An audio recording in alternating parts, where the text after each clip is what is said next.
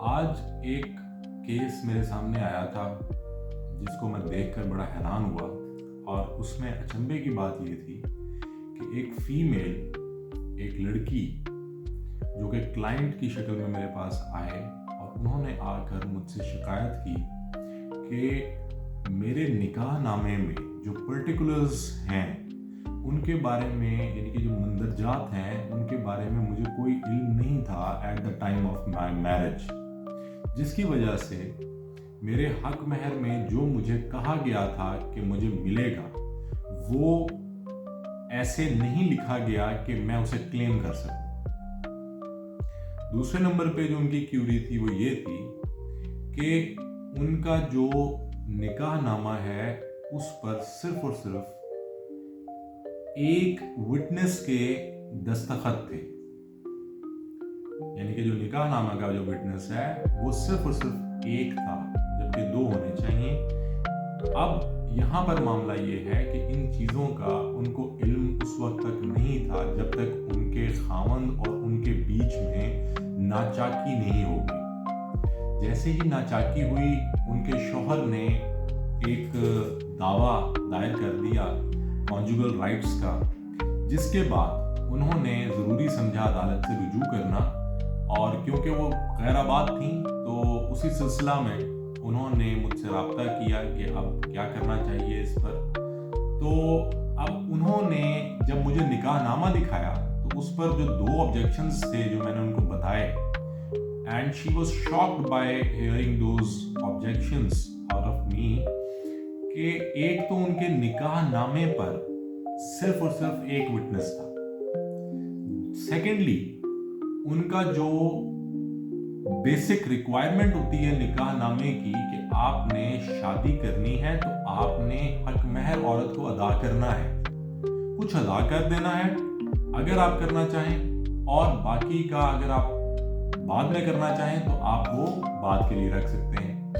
तो I have explained हर कि दो तरह के होते हैं हकुल महर, एक होता है प्रॉम्प्ट, दूसरा होता है डेफर्ड। एक को मुअज्जल कह दिया जाता है और दूसरे को मुवज्जल कह दिया जाता है। अब जो मुअज्जल है या प्रॉम्प्ट है उसके बारे में ये अज्यूम किया जाता है that it is being paid already at the time of marriage और before the time of marriage, यानी कि वो हक महर है जिसको अदा कर दिया गया था शादी के मौका पर, या फिर शादी से पहले जिस तरीके से हमारे यहाँ कस्टम है कि फैमिलीज आपस में बैठ के तो तय कर लेती हैं। एंड सेकेंडली, जो डेफर्ड डॉवर होता है वो डेफर्ड डॉवर वो इस नोयत का होता है, उसके बारे में प्रिजम्पशन ये है that it shall be claimed by the wife at any time during her marriage, या फिर अगर वो क्लेम नहीं करती ड्यूरिंग हर मैरिज तो फिर दो सूरतों में वो मर्द की जिम्मेदारी है, यानी कि शौहर की जिम्मेदारी बन जाएगी कि उसको अदा करे फौरी तौर पे। नंबर वन, अगर तो वो दूसरी शादी करता है, पॉलीगैमी। नंबर सेकंड, अगर वो फौत हो जाता है तो वो लाजिम है कि उसकी जायदाद जो है उसमें से अदा किया जाएगा वो हक महर जो डेफर्ड के तौर पे लिख दिया गया था निकाह नामा में। अब there are lot of good judgments of Supreme Court, even this is the very well established law that if husband died, in case of that the dower, the deferred dower shall be paid by his her father-in-law. अब अगर उनके जो ससुर हैं अगर वो देने से इनकार करते हैं तो उनकी लाइबिलिटी भी मौजूद है to pay the deferred dower on the behalf of his deceased son, उनके फौतशुदा बेटे के बिहाफ पर। अब ये जो दो चीजें थी ये जो मैंने उनको समझाई बताई कि आपका जो निकाह नामा है उस पर विटनेस, एक तो शादी का जो विटनेस है वो एक है। अब निकाह ख्वाह हजरात जो हैं वो बेसिकली मेरा उनसे इख्तलाफ है, मैं सबके बारे में नहीं कह रहा हूँ, बहुत सारे लोग पढ़े लिखे हैं, अच्छे हैं, समझदार समझदार हैं, लेकिन कुछ निकाह ख्वां जो देहात गांव में जो होते हैं मौजूद, उनको दरअसल इल्म ही नहीं होता, उनकी ट्रेनिंग ही नहीं हुई होती कि निकाह पढ़ाना किस तरीके से है और उसको दर्ज किस तरह से करवाना है। अब वो हर कॉलम को जो है वो ट्रीट करते हैं कि जो लिखा हुआ है उसको उसके मानी अपने हिसाब से इंटरप्रेट करके लोगों को बताते हैं वो लोग, और गुमराह करते हैं। अब जो डॉवर है बेसिकली दो तरह का मैंने आपको बता दिया। इस डॉवर में अब मेरी बहनों को चाहिए, फीमेल्स को चाहिए कि जब उनकी शादी हो रही है, जब उनका निकाह हो रहा है, आजकल डिजिटलाइजेशन का दौर है। Go and search out on Google, go and search out on YouTube. There are thousands, millions of videos over there जिसमें ये बताया गया है कि निकाह नामे को पढ़ा किस तरह से जाता है। इसीलिए मैं उन निटिग्रिटीज में नहीं जा रहा हूँ कि किस तरीके से मैं आपको निकाह नामा सामने रख लूँ और मैं आपको बताऊँ कि ये कॉलम्स हैं। मैं आपको बता रहा हूँ कि 13 to above जो है वो आपके हक महर के कॉलम्स हैं। 16 जो है that is the very important column. अब आप पर मुनहसर है कि आप उसको किस तरीके से लेकर चलेंगे। आपने क्या तय किया, अपने जो शौहर की फैमिली है उसके साथ आपकी फैमिली का क्या तय हुआ, कितना हक महर तय हुआ, कैसे अदा करना तय हुआ, वो सारा कुछ that is well known to you and your family. तो अब इट्स अपॉन यू कि आप उसको किस तरीके से मैनेज करते हो। आया कि वो आप प्रॉम्प्ट में लिखवाओगे, आपने ले लिया है, या आपने कुछ ले लिया है वो प्रॉम्प्ट में आ जाएगा, कुछ आपने बाद के लिए छोड़ दिया है वो डेफर्ड में आ जाएगा।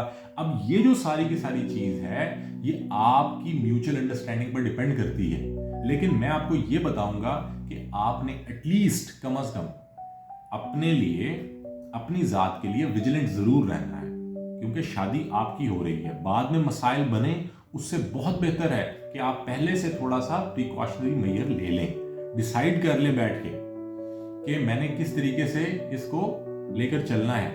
क्योंकि ये सारा कुछ जो भी होता है अदालतों में, कचहरियों में, जो हम देखते हैं, we are the witness to that, कि ये सारा कुछ जो है इसके पीछे यही चीज चल रही होती है कि लड़की और लड़का जो है वो आपस में भरोसे पर चल रहे हैं, फैमिलीज आपस में भरोसे पर चल रही हैं, या बाज़ औक़ात बदमज़गी होती है फंक्शन के टाइम पर जिस वक्त निकाहनामा रखा जाता है फिल करने के लिए।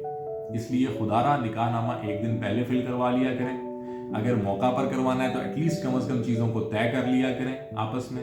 और गवाहान दो ना होना, दो गवाहान की अगर मैं बात करूं, जैसे इस निकाहनामे में जो इन साहिबा के था उसमें एक गवाह मेंशन था, दूसरा गवाह नहीं था। अब उनका सवाल ये था कि क्या इससे ये निकाहनामा मेरा जो है ये मनसूख है, वॉइड है या कि नहीं। तो मैंने उनको बताया कि नहीं, ये एक ऐसी चीज है, अगर गवाह एक है निकाहनामे में तो ये वॉइड नहीं है, बल्कि ये इर्रेगुलर जरूर है। इर्रेगुलर का मतलब ये है कि आप बादअज़ां रेक्टिफिकेशन की एप्लीकेशन दें और उसको दुरुस्तगी की एप्लीकेशन यानी कि दें और उसको दुरुस्त करवाएं, और उसमें एक और गवाह जो है वो इंदराज करवा लीजिए।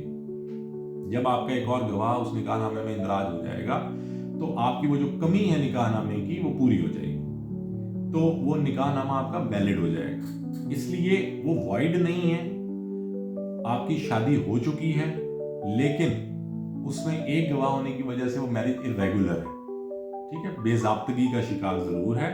उसको ज़ाब्ते के मुताबिक ले आइए, उसको रेगुलर कर लीजिए, उसको वॉइड होने से ताल्लुक नहीं है उसका, वैलिड कर लीजिए। तो अब आपने करना सिर्फ इतना है कि एक और गवाह को, अगर ऐसा मसला आपके साथ भी हुआ है या हो चुका है, आप उसको आप समझते नहीं थे, अब मेरी वीडियो देखने के बाद आपने दोबारा निकाहनामा चेक किया और आपके सामने आ गई ये बात, तो घबराने की ज़रूरत बिल्कुल नहीं है। Just go and give the application for rectification of your निकाहनामा, और जाकर उसमें एक और गवाह का इंदराज करवाइए, और कुछ नहीं करना आपने। दैट निकाहनामा shall be valid as it was made like that. तो उसमें परेशान होने की ज़रूरत नहीं है आप लोगों के लिए। तो ये वीडियो बनाने का और बताने का मकसद मेरा सिर्फ और सिर्फ यही था कि मैं अपने बहन और भाइयों को बता सकूं, समझा सकूं कि, और माओं को बता सकूं कि अपनी बच्चियों की जब आपने शादी करनी है, जब आपने निकाह करना है, तो एटलीस्ट इन चीज़ों का आपने ख्याल रखना है। फिर मैं शराइत पर भी बात कर लेता हूँ कि जो शराइत हैं जो निकाह नामे में बताई गई हैं कि अगर दूसरी शादी करने की सूरत में कोई शर्त या तलाक देने की सूरत में कोई शर्त, तो उसमें शराइत ज़रूर लिखवाया कीजिए। कुछ लोग, कुछ हजरात जो है वो इस चीज़ से कतराते हैं कि जो हमारे लॉज हैं वो कहीं नाराज़ ना हो जाएं। ऐसी कोई बात नहीं है। निकाह नामे में जो फॉर्म में जो जो कॉलम्स दिए गए हैं उनको ज़रूर लिखवाया कीजिए। किसी को भी क्रॉस करने की ज़रूरत नहीं है, नहीं करवाने की ज़रूरत नहीं है, उनको फिल ज़रूर करवाया कीजिए। आप थोड़ा लिखवाएं या ज़्यादा लिखवाएं, दैट्स अप टू यू। कल को क्लेम करें या ना करें, that's also up to you. लेकिन ये बच्चियों का हक है, ये उन लड़कियों का हक है जो उस बंधन में बंधने जा रही हैं। तो इसमें आप अपनी मर्जी ना कीजिए काइंडली। खुदारा अपनी बच्चियों के लिए और दूसरों की बच्चियों के लिए भी बेहतर सोचिए, उनकी सिक्योरिटी का सोचिए और उनको सिक्योरिटी फराहम कीजिए। जब निकाह नामे में कॉलम्स मौजूद हैं तो फिल करवाइए उनको। कल को क्लेम करें या ना करें, दैट्स अप टू यू, लेकिन उनको, उन बच्चियों के लिए, उनके तहफ़्फ़ुज़ के लिए ज़रूर फिलअप करवाइए। Thank you so very much. इंशाल्लाह फिर किसी दिन और किसी टॉपिक के साथ मुलाकात होगी। जज़ाकल्लाह, thank you so very much. अस्सलामु अलैकुम, my favourite people from all over the areas you are watching me. I am Sharjeel Arshad Khan and I am a lawyer by profession. I tried so hard and got so far, but in the end it doesn't